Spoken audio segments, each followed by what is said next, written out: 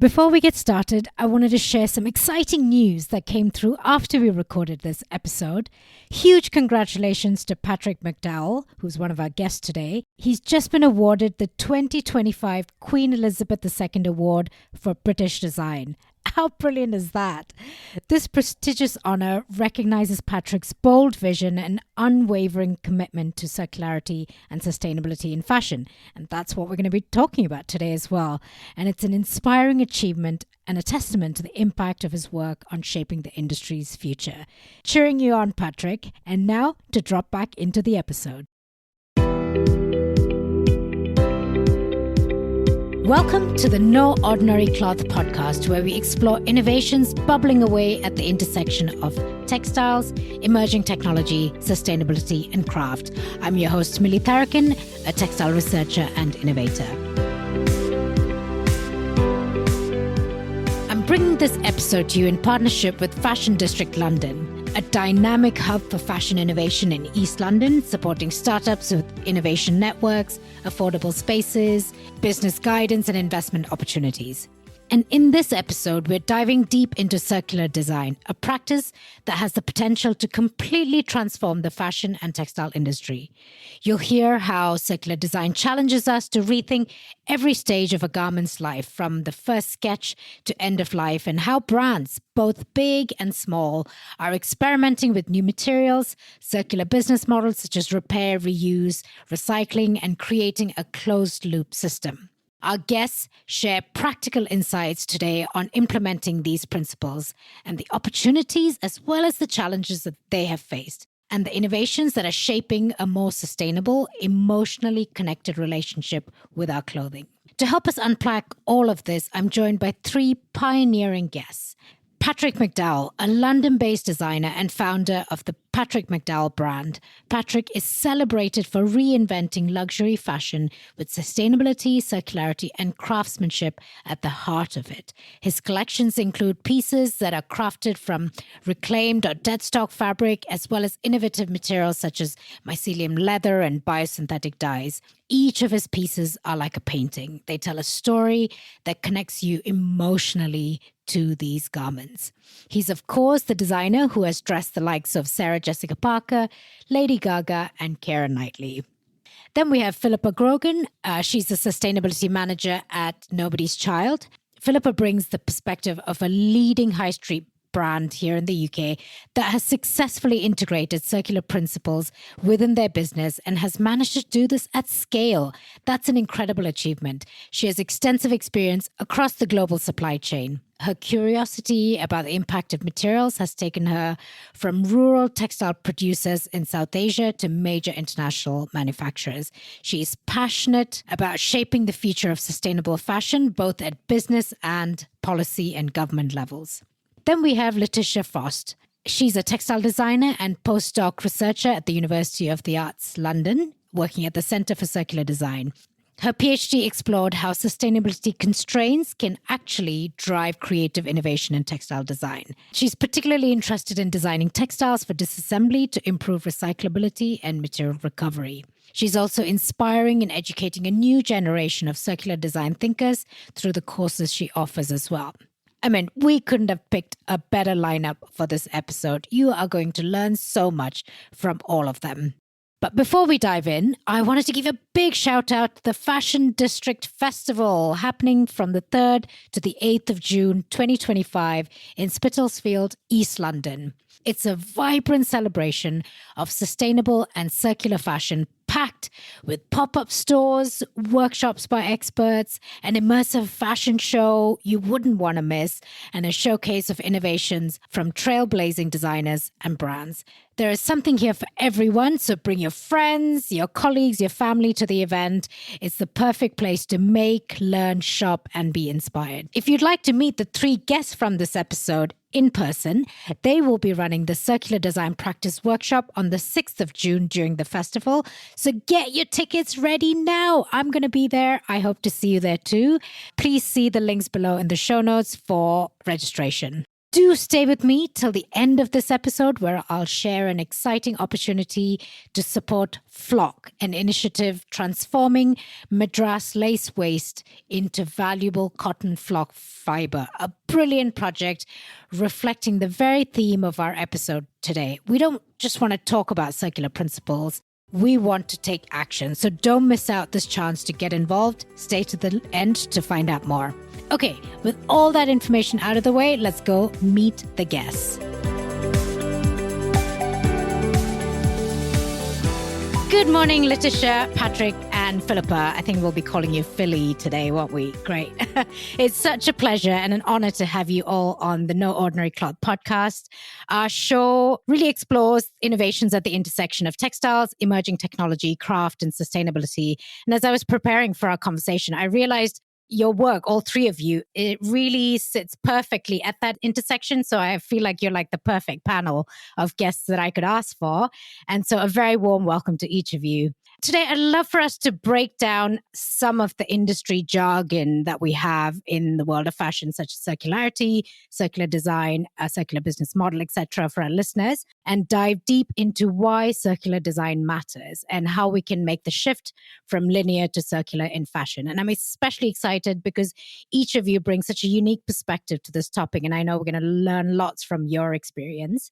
Circular design challenges us to rethink how we design, make, use, and reuse our clothing. And it's a framework that's forcing the fashion industry to take a hard look at itself and imagine a completely new way forward. And I'm keen to lift the lid on how brands are actually putting these principles into practice, starting from the first sketch all the way to end of life. And I do believe we're still in the early days of sort of iterating with the idea of circularity and learning what will work and won't work. And there's so much to learn from those who are leading the way and experimenting boldly. So thank you again, Laetitia, Patrick, and Philly, for being those pioneers, boldly experimenting with these ideas and for sharing your journey with us. Now, before we dive into the topic itself, it would be great if each of you could give us a short little intro about yourself. Tell us your name, where you work, and what you do, and what you love most about your job. Let's start with Laetitia. Great. Thank you. Thank you a lot for having me on this podcast. So my name is Laetitia Forst, and I am a postdoctoral researcher at the University of the Arts London. And my sort of specialism is in textile design for circularity. So I have a background in textile design as a maker. So I know how to knit and weave and print. But in my day-to-day work, I apply it to circular challenges. And I work really at the junction between like material science and like new developments in technology, whether that's looking at new materials or new recycling technology, and what needs to happen for it to go into industry. So working with brands from the very large to the very, very small. What do you love about your job?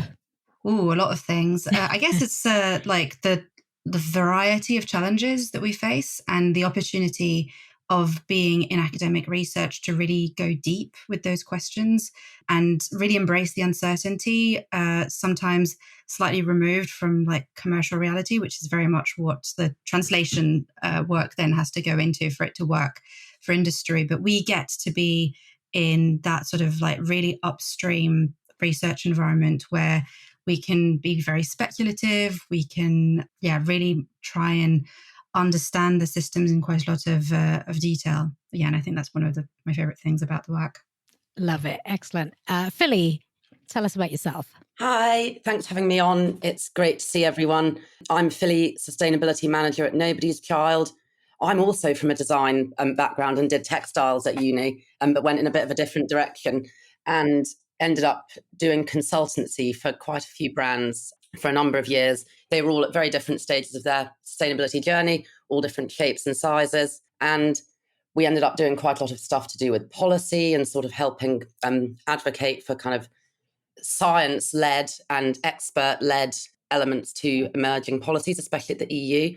And then I left the world of consultancy and became an in-house sustainability manager at a fashion brand, which is really nice because it's like having one client where I focus all my time on, and I have power to do stuff now. So instead of sort of just weighing in from the outside, now I'm totally involved. And so the CEO is fantastic, makes my job very easy. all I do is say, we need to do this, we need to do X, we need to do Y. And she's like, okay, when? And then I have a really long to-do list. But it's that's the most enjoyable part of my job, just how easy it is to get sustainability into such a cool growing brand. Amazing. How about you, Patrick?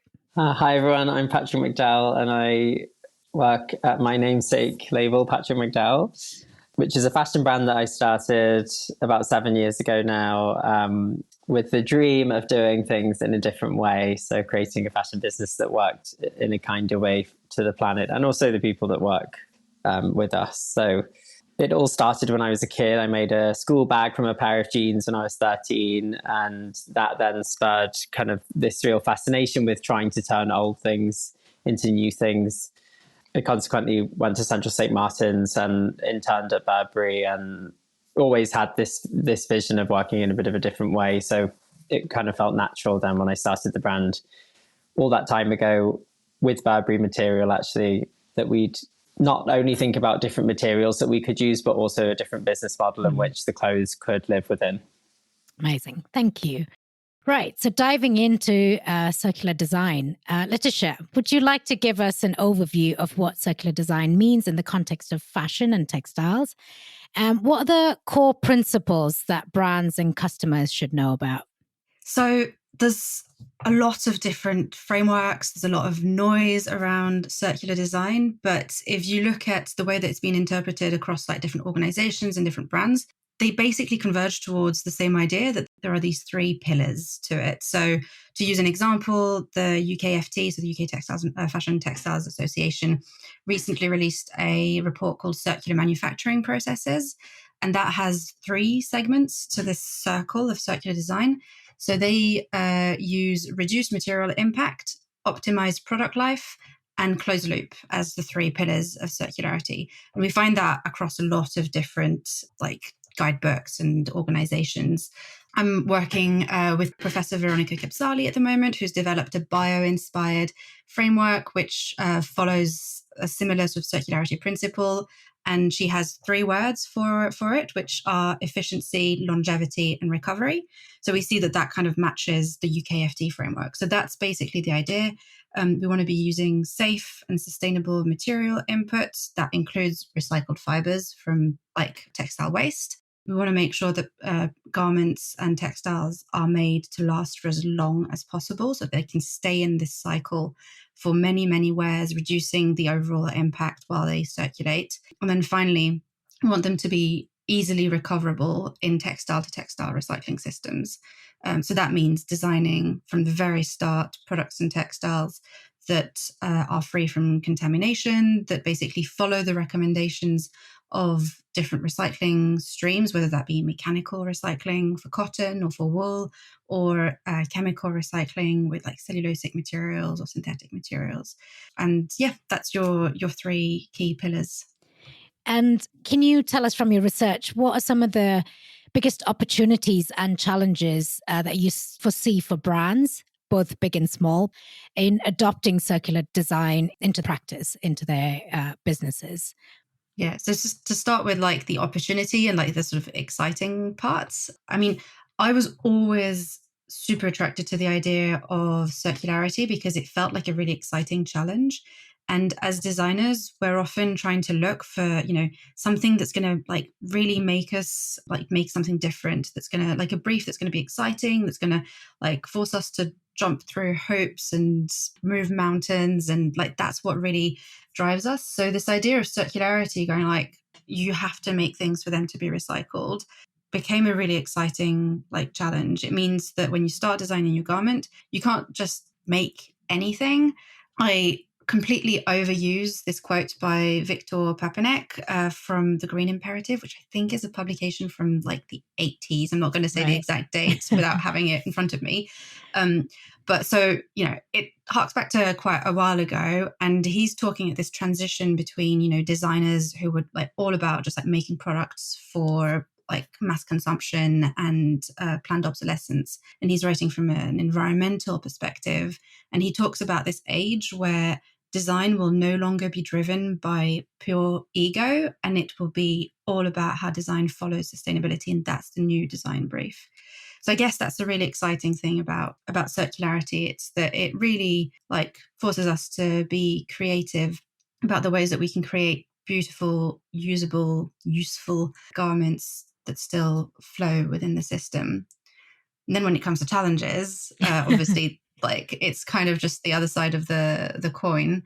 It does mean that it changes everything. Like from the very beginning of the design process, you have to have this brief in mind. You have to be informed about like where the garment is going to go at end of life, how the longevity strategies that you might be putting into place. So, for instance, using fibers that withstand washes better might actually work in contradiction to recyclability parameters, and it can often be quite complex because of like those multiple angles to the question. But yeah, I think those two things can both be seen as a challenge and an opportunity. And I'm sure we'll have Patrick and Philly share more about how they put this in practice as well. And I'll bring you guys in. Just a couple more questions for Laetitia, though. Can you explain a little bit about circular business model and how are brands incorporating or experimenting with some of these new business models in their current operations? So the circular business models kind of fits within the longevity aspect most, in the sense that it is about trying to like break open ownership as we know it and make sure that garments can actually sort of like circulate for as long as possible. And we know with fashion, it's really tricky because a garment being used isn't necessarily just a question of its like physical durability. People change, like their bodies change, their habits change, like they get tired of a specific garment. So circular business models like resale, rental, etc., really try and like fit into that gap and like help circulate garments between different people, help basically build value onto garments that are already made without having to go back to the whole like extraction manufacturing processes. So yeah, they are multiple. There's so much like that exists out there, from massive take back schemes with big brands all the way to community practices around like repair and swapping and that kind of stuff. So like it's a bit hard to classify and really sort of like break it down, but it is really just about making sure that any garment that is still wearable physically can continue to be weared, because this idea of longevity isn't just about keeping a garment in your wardrobe for 30 years. Longevity is only worthwhile if it's actually replacing the need to buy new garments and the garment is actually in use. As you said, there are these three pillars, and within these three pillars, there's various strategies that people can use. Which of these do you feel really has the biggest impact? Where is the change that we can make that's really going to shift the dial on this conversation? I think they all have massive impacts. I'm going to speak from my own experience as a sort of material designer and someone who specializes in design for recycling and focus on like the recovery aspect, because I think that that's like the ultimate goal. All the other sort of like using recycled fibers in your input, which fits in the sort of efficiency and low impact pillar, like that's super dependent on the fact that we should have actual material to recycle into a quality that it can then become a fiber. That's a real problem in the industry at the moment. Is that the garments that exist are actually quite difficult to recycle. They're made of blends of different materials, and our recycling technology is much better at recycling a specific fiber. So we've got technology that can recycle cotton, we've got technology that can recycle polyester. As soon as we put the two things together, it gets more complicated. So there are some technological innovations that can sort of like break things down, but they're still in development. They are more costly to run.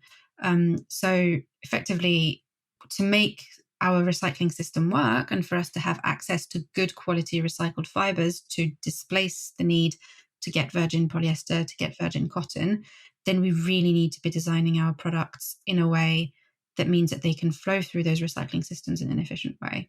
So yeah, I think that's the real game changer. And it's like what the whole industry should be like moving towards and what the design brief is about. I think that's a great answer to bring Patrick in. because that is the design brief now. Patrick, for our international listeners, could you just briefly just introduce your brand? I know you've mentioned it earlier, but give us a little bit of detail about the ethos within your brand. Sure, yeah. So we're a circular fashion brand based in London. We show at London Fashion Week, so we're traditional in that sense, but the way we operate as a business isn't super traditional, although I'm always telling people it's actually a really old business model that we've kind of just brought back. So we only make the pieces that people order. There's a limit on the amount of each piece that can be made, which is very low. And then after purchase, we can also repair or completely redesign the piece to either fit you again or just change the design because, like Laetitia just said, it no longer resonates with you as a person. And we also offer a service where clients can bring their own gowns and things, and we remake those. So we're very much in the luxury space. We make very special pieces that people wear to events or occasions. They're not really the kind of clothes people are going to the supermarket in. So we do occupy a very specific space, but it was very important for me at the beginning that we were always showing that we could do this in a really refined and beautiful way. Because we still see with customer behavior that ultimately it's the love of the piece that connects a sale, and not the fact that it's a circular garment. And we still see that. So it is really important that pieces really are beautiful and resonate and, make people feel something. And then I see it as my responsibility as a designer and a business owner to then have a back end, which is a bit kinder to the planet. So how has this influenced your creative process? Because there's a really clear stand that you've made as a brand. How are you then, implementing that in every stage of your creative process? Yeah, I mean, like I said, when I was a kid, the first thing I made was this bag from jeans, and then I went on to continue working in that way. So even when I was selling those bags as a teenager, I was working with a store in Liverpool where I'm from that specializes in old, dead stock, end of roll, damaged material. And I would buy all these different types of fabric and kind of cut round the floors or things like that, which actually added to what I was doing because it meant that everyone that bought the same bag actually had something different because the fabrics changed. And so it was almost built in from the beginning. I learned to sew on my grandma's Singer sewing machine from the 1950s, of which she had made 6 identical dresses for my mom and her sisters because it was more, cost effective and resourceful to use the same piece of fabric. So they all got the same dress. And then my mom had to wear all 6 of them because she was the youngest. Bless her. I know. But so she in turn never touches a sewing machine because she's kind of scarred by it. But it was a really incredible insight into a different world for me. My grandma was born in 1923. She grew up in Lancashire and they didn't have very much money. And so it was just really fascinating for me as a kid to listen to her stories and hear, she would make, in contrast to my mom being the youngest, she was one of the oldest in her family. So her younger sister would get identical versions of the dresses my grandma was making for herself for her because my grandma could use the offcuts to make a little dress for her sister. And so I guess in that way it was kind of built in, but it was also very much part of my process from the beginning in a very very basic way, right? Using old material is a very basic way of being circular to an extent. And obviously it's a much more complicated issue than that. But I just think because it was part of my practice at the beginning, it was there out of necessity, not out of sustainability at that point. And so it's something that I really just carried through. And then later, in my final year at Sandra St. Martin's, there was a series called the Sustainability Lecture Series, which I started to go to. And I was sitting in these lectures with these really amazing people and listening to them. And I was thinking, wait, I think this is what I'm already doing. And so, it was a really interesting journey into kind of beginning a brand. Again, out of necessity, I was working with Burberry to use their old material because it was a way for me to have amazing materials and make clothes from them. And previously to that, I wouldn't have had any materials at all, right? So, it was very much built in. And now it's kind of really evolved to become a super interesting part of what we do. We work with lots of next generation materials as well now, as well as still working with brands to use old materials. And like I said, changing the business model to try and make it a little bit better in terms of the volume of clothes and the services that we can offer around the clothes has been a real privilege and a joy. Amazing. You talked a lot about sort of upcycling and reusing materials that have been around. Can you share a specific example more recently in your collection where you have done that as part of your final work? Yes. So the last runway that we did was in September 2024, and we created a collection called Portraits of a Painter, which was inspired by the life and work of Philippa, who is a British artist from the early 1900s. I was lucky enough to be able to track down his last living relative, who worked with us on the collection and, was really involved. We went to see Glyn's letters at the Tate, and it came about that she still had her mother's wedding dress, which was Glyn's niece. He was really fond of his niece, would paint her often, and she came up a lot in the letters too. So at some point, she very kindly donated that dress to us. And for the closing look of that collection, we actually remade the dress into a new piece that was then featured at the end of the runway. So, that's a really lovely example of how you can take a piece of clothing which has extreme emotional connection to somebody in a family and remake it into a new piece so then it can continue its life and be worn by, celebrities in magazines and red carpets and things. And I think, again, it goes back to the point I made earlier, where I think at this stage, what we do, I think it's so important that we're always showing that we can do this in a really amazing way, that it looks really incredible, and that to the stylist picking the clothes, they're choosing it because they love the dress and they want it on at the shoot. But the reality is that the story behind it and the emotional connection that it holds is so much higher than another regular garment. Yeah. And how do you balance that creative freedom that you have as an independent designer with the constraints and requirements of circularity? I know you see that as a inspiration probably, and not as a constraint. But if you were talking to younger designers, upcoming designers, how would you sort of inspire them to look into the space? Yeah, I think it's an incredible opportunity to think about things differently. I've always felt that maybe in the 90s, the real mavericks were the people that were redesigning the clothes in a really interesting way, doing really interesting shapes. We've got to a point of saturation now where we've seen almost everything. So I really feel like the new age of that independent thinker designer is the person that can redesign the business model that the clothes are within, as well as creating amazing products. So I think it's a great business opportunity. It's a great way to avoid the many pitfalls of the world right now. I've seen so many of my designer friends really struggle through different things like the wholesale collapse or supply chains falling apart and all this kind of other stuff. And when you make all your pieces in the city that you live in and you only make what people order, somehow you are able to kind of sidestep a lot of those issues. I won't lie, it's not, I think there's obviously opportunity to make an extreme amount of money in fashion, and I don't think we're there yet with this, but it is growing all the time. And I think the crucial part is that the customer is on the journey and starting to adapt to it, which is really exciting. And I think the main thing is that we're seeing a general shift across all industries towards experiences over just purchasing. And that then opens up all these incredible business opportunities to offer different services as a fashion brand that allow people to engage with the brand, but also keep their clothes in circulation. I'm curious. So you do offer a repair and a refit service. What has been the interest from the customer side? Is there traction? Are they signing up? Are they bringing back things?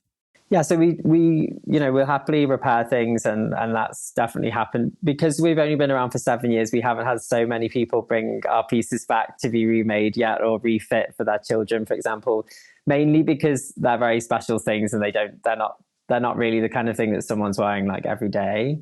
But it is important to me that that's built in and that it's something that we do. And we continue to showcase that through our shows. There's always pieces where we've remade something. And again, I just think proving that you can do it in a really special, well-finished, well-fitting way is a really important narrative shift in the minds of the clients, because there is certain preconceptions about this kind of work. And I'm always very determined to show that it can look very beautiful. Yeah, you do highlight craftsmanship as something that you really focus on. Great to hear about how circular design practice is implemented in a luxury brand. We will bring in Philly now to help us understand how you approach this for a bigger brand that's reaching a wider audience. So, Philly, again, just a quick introduction to Nobody's Child and what your ethos is as a brand. Absolutely. We are on a mission to celebrate every woman. So we are sort of bigger market and growing. We like effortless fits and timeless styles. And we want our pieces to be worn, reworn, and kept in use and out of waste streams for as long as possible. We also value circularity and materials. We've got a huge focus on the sort of environmental impact of our materials, which I'm sure I'll touch on later. And we're also dipping our proverbial toe in some circular business models, which is really exciting, actually. We're seeing sort of some new customers come through who are only using rental, for example, from us instead of buying new. It's a small number, but it's there, which I think is really important. Could you tell us more practically how you have embedded some of these principles across the 3 pillars that Laetitia mentioned? We have a materials matrix, which isn't uncommon in brands, obviously, and it sort of grades our fibres from best to worst and avoid. I've sort of done a big roll up of all of the materials that we use and crunched the numbers, and 93% of our materials sourced in 2024 were from the top 3 categories, which is really good. But we're constantly trying to do better, constantly setting targets around those. We also, the matrix favors sort of recyclable, recycled, and materials that could biodegrade if they were given the chance. And we've started doing a really, really nice denim collection called the Gene Code, which is like our new denim DNA. And that sort of has a nice blend of pre and post-consumer recycled cotton. It's got Tencel in it, so that it sort of has a bit of softness, and it's obviously then no synthetic in it at all. And it's got removable rivets, which is obviously designed for disassembly. Yeah, it's that's really cool, and I'd love to see us sort of dial that up across all of our denim. I think that we also do quite a lot of storytelling, which I think is really important for something like emotional durability. Because emotional durability is such a weird sustainability metric. It's my favorite one because it just can't be quantified. It's like magic. It's like, why do people keep their clothes in use? And we all have that gross jumper that we've had for like 15 plus years. It might be an old uni sweater or something. Yeah. And we just won't throw it away. And why is that? It's because we've got an emotional connection to it. It's not because it's made of particularly cool fibers. It's not because it's sort of made spectacularly amazingly. It's because we've got a connection. And I think that's something that that puzzles me about circularity. It's sort of something that can't be defined. We'll get more into that emotional durability a bit later, because that's an area that I'm fascinated by as well. You do offer quite a few circular business model options, such as a take-back scheme with Reskinned. You do repair with Sojo and rental with Zoa. Really interested to learn more about the data insights that you've got from these different approaches. Is there traction from the customer side? And how's that data feeding back into your product development or decision making earlier in the process? It's a really good question. I'll talk about Sojo first. So we've been partnered with Sojo for a couple of years now, and the stats that we get back from Sojo are typically sort of around 35% repairs and 65% alterations. And I think that's really good because it shows that our clothes, people want our clothing to sort of fit them perfectly so that they'll wear them more. And obviously, because if it needs to be repaired, they want to repair it, which I think is really good. Again, that all sorts of feeds into the emotional durability side of things. We're also getting it in store in more of our stores so that customers can actually go in store, and then the customer team will sort of help them do all the logistics and get it sent off to Sojo, because that's a bit of a thing with circular business models. There's so many amazing things out there, but you have to be really committed as a customer to try and sort of utilize them. So I think there's a lot of things that brands can do to kind of make them more accessible and just do a bit of the legwork. So I'm really excited to roll that out across all of our stores, hopefully by the end of the year. Rental is gorgeous. The last time I crunched the numbers on rental, this is our on-site rental, by the way, so that it's actually positioned side by side with conventional buying. So you can sort of Oh, go on the wow. description page and it says, I'm also available to rent, which I think is really nice to sort of keep circular business models ingrained with traditional transactions. So it's sort of like maybe sheds a bit of stigma, any of that sort of stuff. I know that we're kind of past the stigma of it all now, but it's nice that it's positioned there for the user journey.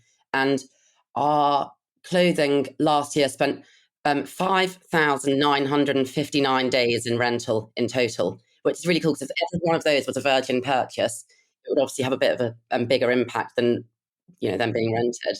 And we're getting some gorgeous stories about brides renting their sort of like bridal party dresses through rental, which is just a gorgeous story because it shows that it's such a special day for them and they just want to look amazing, but they're not fussed about keeping the garment, which I think is really good. Oh, that's fantastic to hear those stories because you do wonder if these strategies are really translating to the customers, but it looks like it's not just working, but it's actually creating quite a bit of extra revenue as a company as well. And that's important for brands. Let's not pretend that it's not. How does Nobody's Child measure success of these circular initiatives, both environmentally and commercially, you've just mentioned? Are there any KPIs that you track and review over the year? Yes, so we sort of get regular reporting from our service providers for the circular business model side of things. So we're seeing a nice, gentle sort of increase of uptake across the board, which is really nice. I think that it's a chicken and egg situation with the circular business models. You have to communicate about them as a brand so that people know they're there, and so you drive traffic. And so there's always more that anyone can be doing in that space, which is, I suppose, an exciting challenge. And then with circular design, we've started tracking monomaterial. We've only started doing it sort of at the back end of last year. The stats last year were 51.4% of all of our products were monomaterial, which, it's a decent half. But when you think that we've sort of expanded into other product categories as well, I still think it's really good that we've got such a high percentage of monomaterial design. Because if you think about things like outerwear and tailoring, that's obviously far more complicated to get monomaterial than something like dresses or jeans. That's maybe shooting fish in a barrel.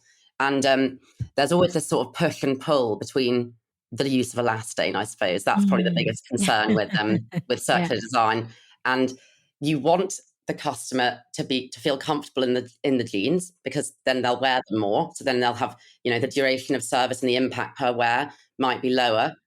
However, if they do enter the waste stream, they won't be able to be recycled or biodegraded. So the whole trick is just to keep them in use for as long as possible so that they never enter the waste streams.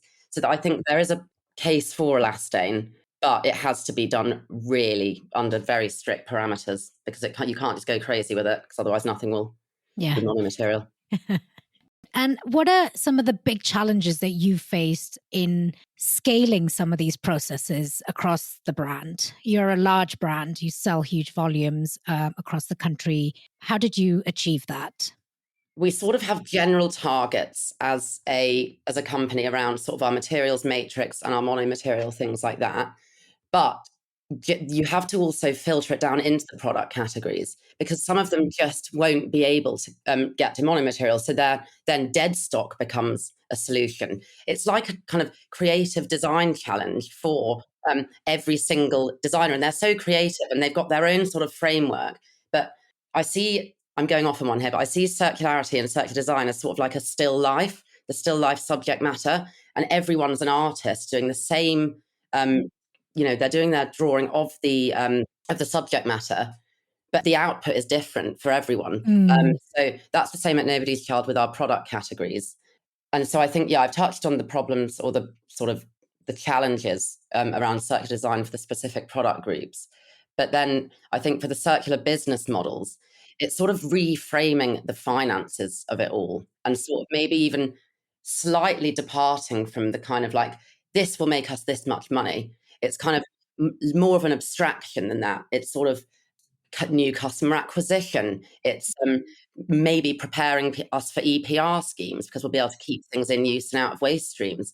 And then, it's a bit of a leap of faith, really, taking the circular business model trials. It's not as clear cut as buying and selling, but it is such a growing space in the industry. And you just think about how the terminology has changed in a very short space of time. Things used to be called like second-hand, hand-me-downs, cast-offs, and now it's like pre-loved, re-loved. And so that just shows that evolution of terminology. That just shows the journey that we're on as an industry. And you've got to sort of just start with some trials and get the proof of concept. And yes, there are going to be challenges, and there are things that you can do to alleviate them, like communicating about them more and really shouting about it on all of your social media channels and stuff. But I think it's good to start with the trials so that then you can actually trickle them down into actual business or normal business operations. It's really inspiring to see how you've achieved that with such a large brand. I'm glad you mentioned EPR because I'm aware that you do attach a digital product passport to the tag. I worked with a company which focuses on creating DPPs, so it's an area I'm interested in. But I also realized that it's on the tag. So once I do check it in the shop, I'm like, oh, this is where it's come from, and it's very exciting. And then I buy it, but then I cut the tag off. So you've kind of used DPP as a way for customers to understand the supply chain and trace it. Do you think in the future you'll integrate it into the garment itself and it can enable the circularity of that product? Because that's kind of the intention that EU wanted the tag on the clothing, right? Is so that you can add that it's been repaired or it's been resized or whatever, and that information stays with the garment till the end when it goes to recycling. Yeah, absolutely. I think the DPP is a landing page, and so the QR code and the garment care label is a key. And if we need to find another key at some point, we will, because the landing page will still exist. And I think it's so amazing, actually. We also partner with ACS on our to fix our faulty returns and resell them on eBay.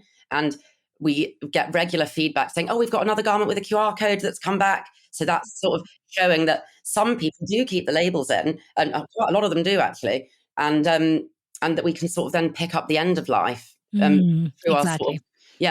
through those channels like ACS. Yeah, so that was my next question, actually. What kind of data are you getting from the DPP? And has there been a lot of customer engagement with that landing page? Yes, people love it. I mean, look, the TV show How It's Made has been popular since before the Lord of the Rings films. And so people are obsessed with it. It's trending on TikTok. People love seeing like the inner mechanisms of how the product got into their hands. And so we've had a really, really, really good response to it. We've obviously been doing it for quite a while. We've been trialing it since 2023 with the fur and cotton ranges. We've won a few awards, which is really rewarding and awarding. We've also very recently, as in yesterday, brought it into the pre-purchase journey as well. So if you're on our website for our Poppy Delavigne collection, you can actually click on a sort of little button on the product description page, and it'll take you to the landing page of the DPP. So people can actually use it in their purchasing decisions, which is really exciting. And we're going to roll it out across everything soon, hopefully before the end of the year. Oh, I love that. Thank you.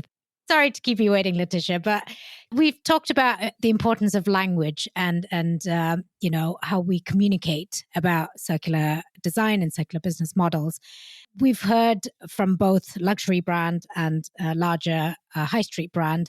How important is it for customers to know about circular design principles if we expect them to be active participants in this practice? And how do we get them to be engaged more in understanding and making decisions?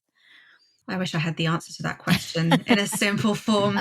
It is really tricky. I think like the things that make it so exciting for designers, like the wealth of questions and of different challenges. I love that metaphor of the still life, and that we're all sort of like sitting in a different corner of the room and like drawing it from different perspectives. And that's really exciting, but it makes it really hard to communicate. Like, for instance, like one of the examples is like talking about like recycling routes and like the challenges between, something going to mechanical recycling, chemical recycling, biodegradation. And I'm not even going to go like into that like minefield of an end of life solution. And all those things are like, really like interesting, deep questions. But then when we come to communicate them, it is really tricky. I guess there's like one super clear message that like we really need to get across to like every single clothes wearing citizen. Like really to take it down to the simplest form is like just never ever throw your clothes in the kitchen bin. That is like really the first step. And France, with their sort of like step forward ahead of EU legislation, have been doing some fantastic work, like really sort of like centralizing the circular fashion efforts around their refashion system and the sort of eco contribution that goes with it. So like they've been sort of really pushing that, and sort of like basically through the centralization model, having the capacity to then distribute non-wearable and rewearable in different ways. In the UK, because we're a lot more sort of like distributed with lots of different charities that do the collection at different places, like, and that's not even going into like brand collection, we're like still sort of like finding the way of like dealing with all the different grades of clothing at end of life. But the point still stands that if people put their clothing in the bin with like their other household waste, it will definitely never ever go to any kind of recycling system. So I guess like if there is one thing that we want to communicate really clearly, it's that. But then people get really sort of like worried or confused, and then, you know, they put stuff in a clothing recycling bin, like sort of in their local area, and they go like, oh, but I've seen, you know, images of like the Atacama deserts with like all this clothing going there, and it is really tricky. And because we have all these different end of life systems that sort of, you know, work on a global level, it is really hard to communicate. And yeah, like I say, I wish I had the answer to that.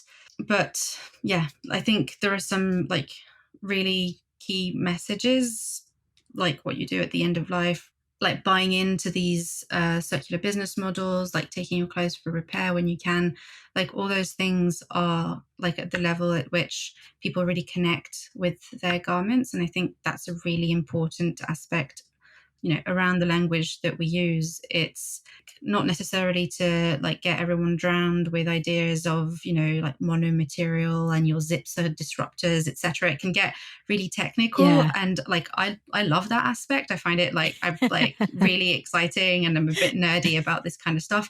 But when it's about, you know, the clothes that you're wearing, if you're not, you know, a materials expert, actually you just really want to, you know, understand on an emotional level, like why this clothing is important, like how it's been well made, and what you can then do to make sure that it continues like living its best life for as long as possible. Brilliant. Thank you. Patrick, I think you've done a beautiful job communicating the story of your brand and how central circularity is and sustainability is to your customers. How have you done that? how or what's worked and what hasn't worked in trying to figure that communication and storytelling? I mean, I think really it is super important to have those stories, like to be able to talk about a wedding dress that belonged to the family of the artist. Like it's, you know, that's my job as a designer, to be able to tell those kind of compelling, emotional stories, because, you know, I trained at Central St. Martin's. My collections all have narratives.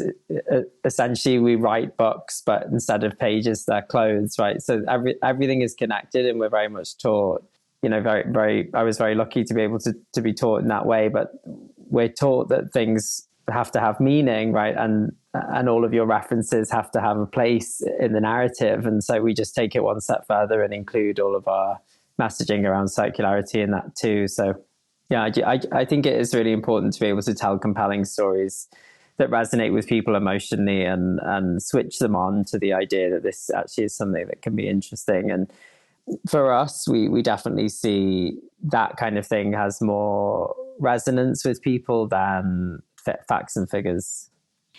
Philly, you have a much more difficult job of trying to communicate that to all women, all kinds of women.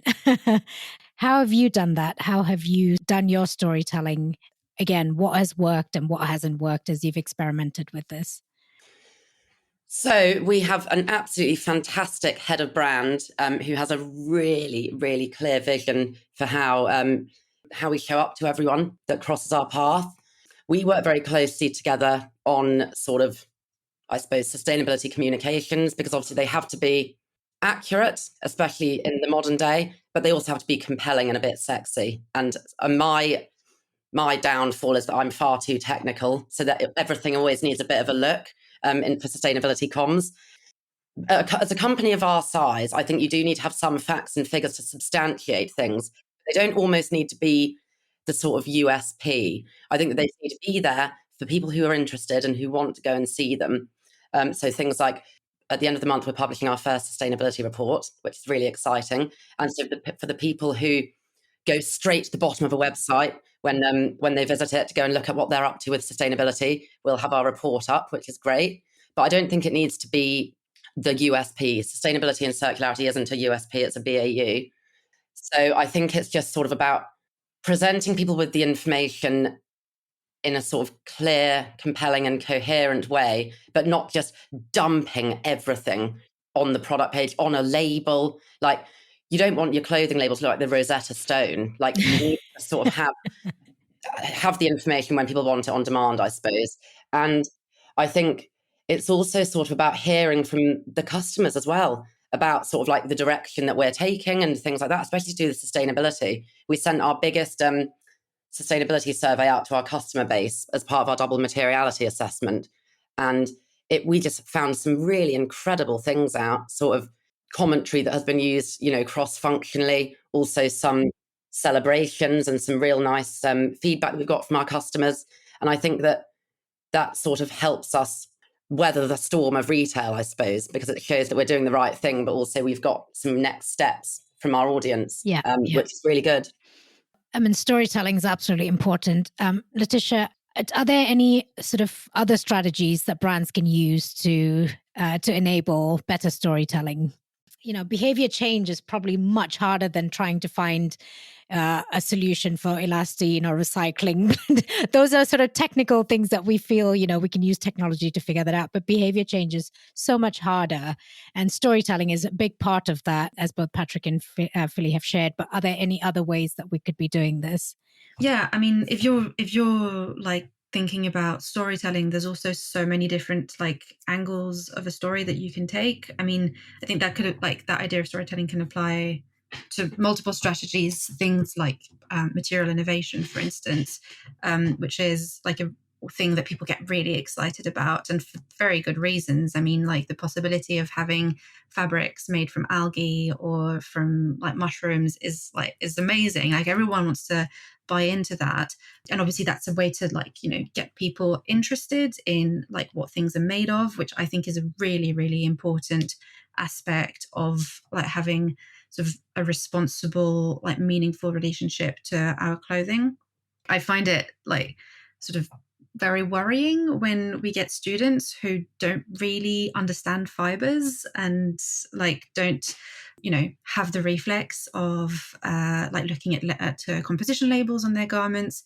And I think that's something like like connecting back to what Patrick was saying about modern but also ancestral practices, and sort of like connecting to the way that maybe our parents or our grandparents connected to clothing. This idea of like knowing where things, like how things are made and like where they're from, is really interesting.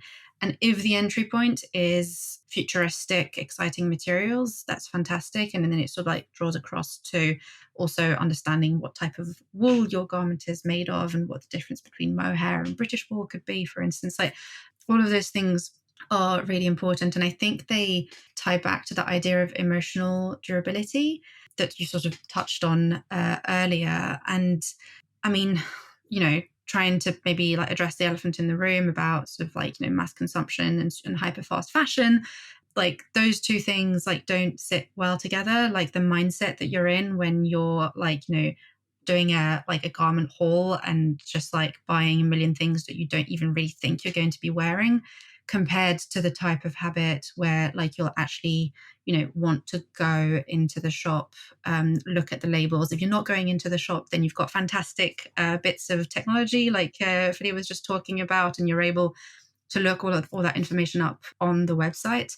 Like, I think that's a really important sort of like step into like a sustainable fashion kind of approach. And it's not necessarily something that we directly connect with circularity.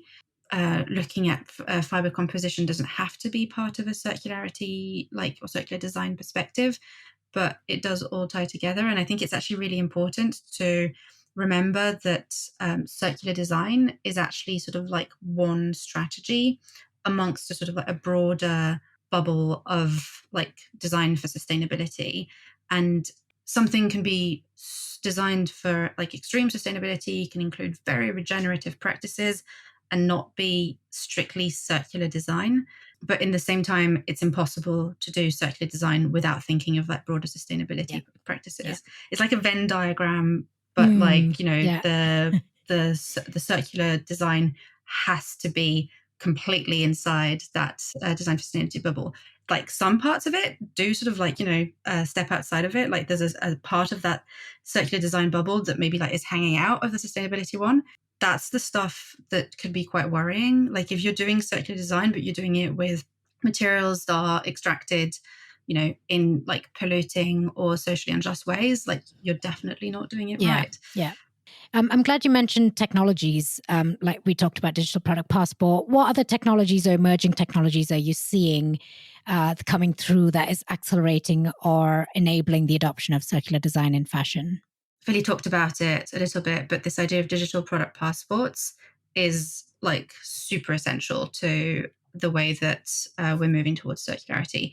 It's a bit of a big unknown at the moment. It's coming through with legislation, which is connected to EU. So it's not even directly applied to us, but we know that the UK is going to have to follow. And in any case, brands from the UK are selling into the EU. So it's all connected.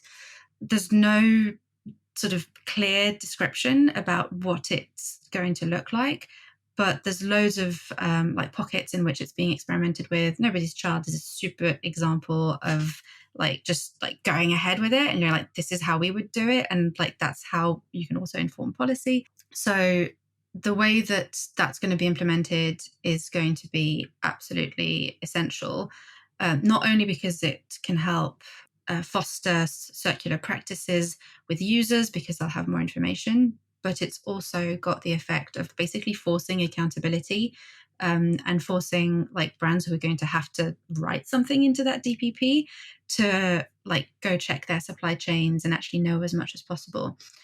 So yes, it's really a linchpin of sustainable systems across the industry. And Philly, you mentioned about it's still quite challenging for customers to kind of return things or, you know, get it in your hands for you to be able to repair. So hopefully there's a lot of opportunity there for innovation in that space, enabling customers and bringing down some of the barriers or the hurdles that they have to jump through at this point. So opportunities for innovation there. A question to both Philly and Patrick. You know, we talk about switching out unsustainable material with sustainable materials, and we talk about keeping garments in use for longer. But are volumes of garments produced an equally huge problem that we need to address as an industry? We've gone from sort of 2 collections a year to potentially, you know, some brands doing 52 micro collections, and we're producing huge volumes of the same thing. It might be better materials, but it's still large volumes of it. Can the fashion industry as a whole rethink this approach? You know, if we create more, obviously people are going to buy more. Is the fashion industry really willing to rethink the very core of its business? Can we think the unthinkable, which is to make less, but still be profitable? Yeah, I mean, until fashion stops relying on the ever-increasing volume of clothes to signal success, like there is always an issue, right? So circularity offers a great opportunity for businesses to identify other revenue streams through experiences around clothes. And that's a great way to top up a revenue stream without purely just selling things. And it also plays into consumer behavior changes towards experiences rather than simply buying and using, which across the board, we're seeing people just aren't interested in doing anymore. And fashion brands are seeing that at the moment, right? Everybody's sales are down. Nobody's retail's doing as well as it was. Like across the board at all levels of the fashion industry, everyone is having to reassess how things work. And so I think it just has to be seen as an opportunity like Nobody's Child is doing, where you can, you know, explore other avenues and consequently gain new customers, gain new insight, and have less impact. I'd also just like to highlight, I think that the regulation is very much on us now. It is, you know, daunting, of course, not going to shy away from that. But I do think that once we're up and running with it and it's all harmonized, they'll all work together like an orchestra. Like we'll have EPR making brands physically and financially responsible for the waste generated by their production. That will then feed into fiber to fiber recycling, which can help eco-design and reduce our dependency on stealing plastic bottles from the food and drink industry. And then we'll be able to sort of like, keep our loop closed. Then with DPP, we'll be able to shine a light on the supply chain, and with the circular business models, which will become probably a necessity as EPR develops, then we'll sort of see those dial up as well. So I think we're in this sort of, everyone knows where we're going. And obviously, the climate crisis is getting pretty hot now. So I think that with that, teamed with regulation, teamed with the sort of increase in innovation, I think that the future in about 10 years hopefully looks good. It's just about sort of finding its feet until we get to that lovely utopia that I do believe is possible. My next question was, what is your vision for the fashion industry in the next 10 years? And you've just painted that beautifully for us. Thank you, Philly. Okay, now going on to a few personal questions, maybe. And we touched upon this a little bit earlier, but this is something very important for me because textiles and fashion are so powerful. They fulfill our senses and our soul, as we talked about, the emotional durability. And it really, we can deeply connect with an item of clothing. Could you share an example of a piece of textiles or a garment that you've held on to because it holds very special meaning or memory for you? Laetitia, is there something you could share with us about a little story? There's lots. I've sworn off buying new clothes about 8 years ago. So like by nature through that habit, I end up just having a lot of very old things. But to pick one example, I could almost just grab it from my drawer next to me. But I have this jumper, which is a pure cotton jumper, which actually belonged to my mum. So I don't even know when it was made. I'm going to guess somewhere in the late 80s. So it's fantastic because it's cotton. So it's sort of a lightweight jumper that I can wear like at different seasons. And it's, nice and breathable. So it doesn't do that thing where sometimes you're wearing your like wool jumper and you just get a little bit overheated. And really importantly, in terms of design, so it's a white jumper with sort of swirly sort of black line pattern. So the pattern itself it's got a sort of Art Nouveau type of inspiration. So it has a sort of, atemporality to it through the historical bit. But super importantly for wearability, it means that it doesn't sort of show stains so much. So like it's, a white jumper from like so many years ago. And it's not, it's definitely not white anymore. But because of that pattern, it sort of like gains that sort of wearability and durability. And you can roll up the cuffs and like it all looks okay. Definitely not something that I'd wear to, a formal event, but wearable. Yeah. And it's also special because it was your mom's and it was passed down from her. How about you, Philly? So my, I suppose, favourite garment throughout the three plus decades I've been on this earth was this amazing purple and white spotty dress. It was not like a spectacularly amazing fabric. It was probably a poly cotton, but I used to call it purple dress as if it had a soul. And I'd wear it every single day. My mum had to prise it off me to get it laundered. And it became threadbare. I'd honestly wear this thing on like beach donkey rides, going to the shop, birthday parties, try to wear it to school and everything in between. And it became threadbare, like almost like a bit of a fishnet dress, I suppose. And I didn't want to part with it at all. And so it was beyond repair. Like there was no way this thing was coming back to life by the time I was done with it. And so my mum took me to the local haberdashery and we bought some stuffing and we bought loads of lovely buttons, like of all like very eclectic buttons. And together we just sewed all of the little sleeves shut and stuffed it with padding and then sewed the little buttons onto the rah-rah skirt part of it. And I had this like very bizarre, quite like ornate looking pillow that would just be on my bed for the next 10 years. And I've still got it now, but it's under a drawer. It's in a drawer now because it's it does look a little bit Buffalo Bill. But I love it. It's a pillow shaped like a dress. Yeah. Literally, I love it's a it. stuffed dress. It's a mannequin pillow. stuffed dress. Brilliant. Thank you, Philly. How about you, Patrick? So I'm obsessed with the idea of a pillow in the shape of a dress. For me, I think it's my maybe two things. My childhood teddy, which I was bought for me before I was born. It's called Pookie, and has had a very long, well-loved life, and she's been reincarnated a few times in our collections in mycelium leather as a handbag, and also as a teddy again, but using offcuts from one of the collections that we made. So, and she continues to have many more lives, which is quite nice. And the other is a dress that my mom wore when I was 5 to celebrate the millennium New Year. She wore this kind of floor length red dress, which they had a little party in their semi-detached house in the suburbs of Liverpool, but it was a floor length red dress with a train. And at the time, it just really resonated with me, and still does today. And I have a lot to thank that dress for, because it really showed me about the kind of transformative power of clothing, and how clothing can make people from all walks of life feel empowered to be maybe the person that they dream of being. And I think that's really beautiful. Oh, that's a beautiful, beautiful story to almost wrap up our conversation.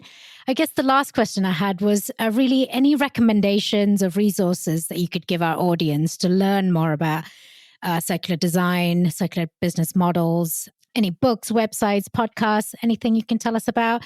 I know, Laetitia, you have published a circular design with Next Gen Materials guidebook. Is that publicly available, or is that kind of behind academic, closed off? Yeah, it's absolutely publicly available, as are sort of most of the single authored or co-authored papers that I've been working on over the past 8 years or so. Brilliant. Yeah.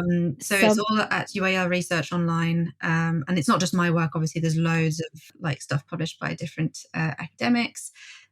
So yeah, that's a great place to look. And yeah, so the guidebook on circular design with Next Gen Materials is there. It's probably one of the more the more fun kind of resources there. It's got a diagram with lots of colors. It's being worked on by this fantastic graphic design studio called Acre also. So it's a really nice piece to work with. But on that subject, there's also a really sort of accessible resource that I've also been working on with Acre, actually, which is currently on display at the Design Museum as an interactive digital piece, but it's a website effectively. So you don't have to go to the Design Museum to see it. And it's called garmentlifecyclemap.com. I'll pop a link to that in the show notes. Yeah. And it's a public facing tool effectively that really embodies quite a lot of the research that I've been doing around material literacy and understanding garment life cycles, but it's really sort of broken down to something that can speak more to people who experience clothes as wearers. So I guess that's an entry point to things like recycling technology and different types of fibers, etc. Yeah, brilliant. Philly, would you have any recommendations? I feel like I could point people in the direction of Laetitia's work, because it sounds absolutely amazing. I think that separate to that, I've personally learned a hell of a lot on this call with human interaction. And so I think there's a lot of really good trade shows out there and really good sort of forums. So there's obviously the British Fashion Council's IPF, which is fantastic. There's SIFIN, the Circular Fashion Innovation Network. And then there's the Future Fabrics Expo, which has an absolute wealth of sort of innovative materials, but also more accessible materials, sort of, less fringe. And I think talking to people and sort of getting away from your laptops and having a bit of a human interaction is another really nice way to learn, in addition to sort of resources. Absolutely. Patrick, anything from you? Yeah, I think if you don't already, just try and pick up a needle and thread and engage with the craft of making clothes. It can be as simple as sewing a button on or fixing a hole, or the great thing about sewing is that it's very removable, so you can try it again if it doesn't work. like on almost every fabric, you can take out stitches and put them back in again, especially hand sewing. So I think don't be afraid and try it. And we always see with people, once they try it, the way they engage with clothes afterwards is very different because they have a very different understanding of how long things take and the fact that it is a skill and a craft to make the things that we wear, and somebody somewhere had to do that. So yeah, pick up a needle and thread. Oh, beautiful. That is it's something everyone can do. So I do hope the listeners are encouraged to do that. Thank you so much for a fascinating journey into the world of circular design. Patrick, for your insight and your vision to bring circular design into the luxury world of fashion and show that it's possible and it can work. And for you, Philly, to do the same in reaching a wider audience with the same message as well. You guys both are doing amazing work. Laetitia, really value the research that you're putting in further upstream so that you are feeding into brands who are trying to find ways to make their approaches, their material choices, their processes, and of course, the use of the product last longer in the world as well. So amazing conversation. Thank you so much again. I really, really appreciate it. And I know the three of you are doing a workshop at the Fashion District Festival on the 6th of June. So if listeners are interested to have a deeper conversation, learn more about the topic, you can meet all the guests there. So do sign up for that as well. Thank you so much. Thank you. Thank you. Thank you.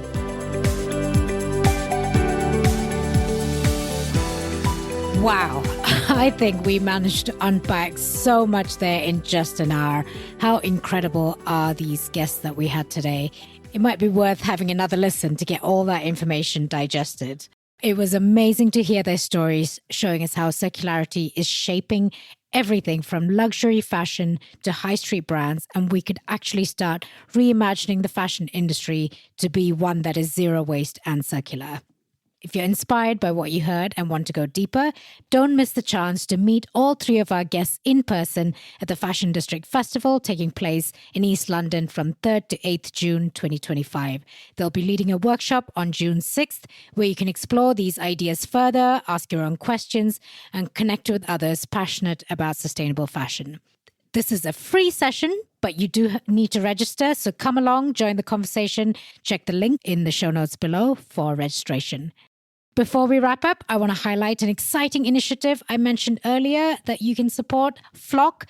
This innovative project is transforming Madras lace textiles into natural cotton, Flock fiber, a sustainable closed-loop alternative to the currently available synthetic fibers that is used for flocking textiles. By backing Flock's crowdfunding campaign, you'll help scale up this pioneering process and prevent valuable cotton from ending up in landfills. Plus, there are some fantastic rewards for supporters, everything from exclusive access to the new fiber that they've created and creative workshops, a tour around MYB mills, as well as unique handmade lace keepsakes. So if you believe in a future where textile waste can become a resource, join the Flock journey. Every pledge makes a difference. So let's help close the loop together. Thank you again for joining me today. Stay tuned for more episodes and don't forget to subscribe for more conversations at the intersection of textiles, emerging technology, craft, and sustainability. Until next time, I'm your host, Mili Tharakan, reminding you that there's no such thing as ordinary cloth. Every thread has a story to tell.